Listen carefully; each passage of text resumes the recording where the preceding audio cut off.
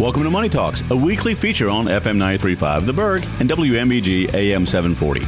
Today we will talk just a little bit about money, maybe some of the things you can do with it, how it can impact your life, some ideas on financial planning and investing, and getting the most out of the money you hope to have, already have, or want to pass down. So sit back, relax, listen, and maybe take some notes, as you may have some questions by the time we're done with this edition of Money Talks. Good morning, Dan Joss. How are you today? I'm doing great. How are you? I'm well. I'm very well, thank you. Good. So, what's on our list to talk about today with Money Talks? Today we're going to talk about what is an RIA. An RIA. Isn't that like baseball and earn? No, that's an ERA. Yeah, that's not the same. An IRA? And there's an EF Hutton, but no. Why don't you cover this? Because apparently I don't know what I'm talking about here. A registered investment advisor. An RIA is a registered investment advisor. Okay. Mm-hmm. It's defined under the Investment Advisors Act of 1940. Okay. And they're a person or a firm who advises individuals on investments and manages their portfolios. And they're registered to do that. They're registered with the SEC and or the state. Okay. So this is different from the guy down at the coffee shop who is just making it up as he goes. Or the barber shop. Or the barber shop. That's right. They're registered with the state or the SEC.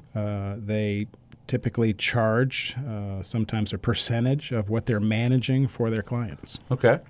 And they're subject to audits by the SEC or the state. I was audited last year by the state for the Commonwealth of Virginia. And how was that for you?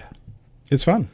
For me, it's easy because you'd say, here's my books, here's my records, and they randomly select several clients and they review everything. Nice. Why the recommendation was made, how it's implemented, how you get paid. You know, all the things that should be done were being done for my clients, and so I passed. So you didn't sweat it. That's right. That's good. Yep. But an RIA has a fiduciary obligation to their clients, meaning that their investment advice is in their clients' best interests. Okay. Not necessarily just in the investment advisor's best interest. That's right. Okay. Well, and that's part of the title of RIA is an investment advisor. Okay. So I'm an investment advisor.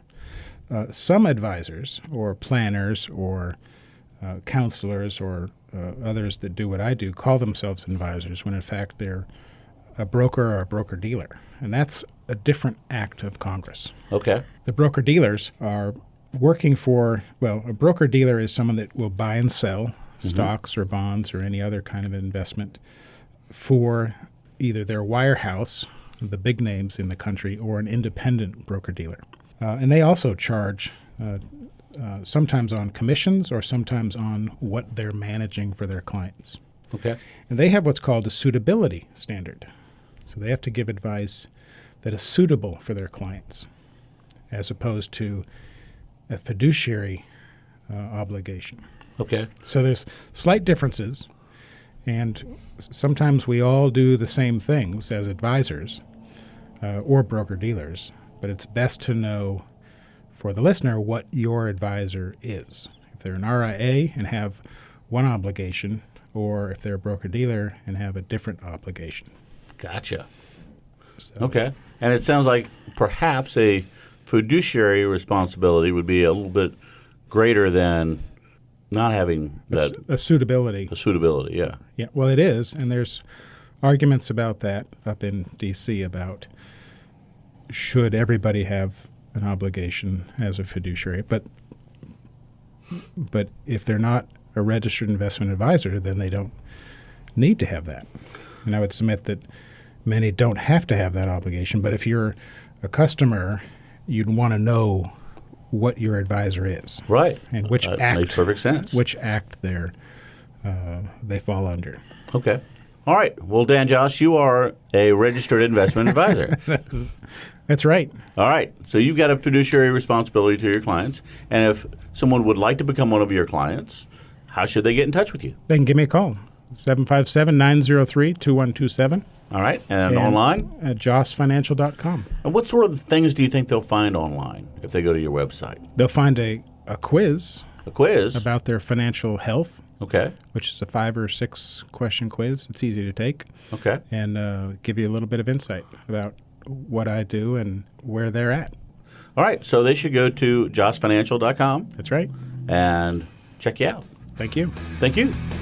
Money Talks is a weekly program presented for the listener's benefit and entertainment. It is provided at no cost to the listener, and the ideas, opinions, and comments are not to be construed as legal advice, tax advice, investment advice, or other advice specific to the listener. Listeners are encouraged to seek the advice of a licensed professional or other qualified party when dealing with financial, legal, tax, medical, investment, insurance, taxidermy, plumbing, electrical, carpentry, real estate, chiropractic, veterinary, oral hygiene, hot air ballooning, etc. We have given you some food for thought. Now, call a licensed professional such as Dan Joss at 757-903-2127. Thanks for listening, and remember, failing to plan is planning to fail.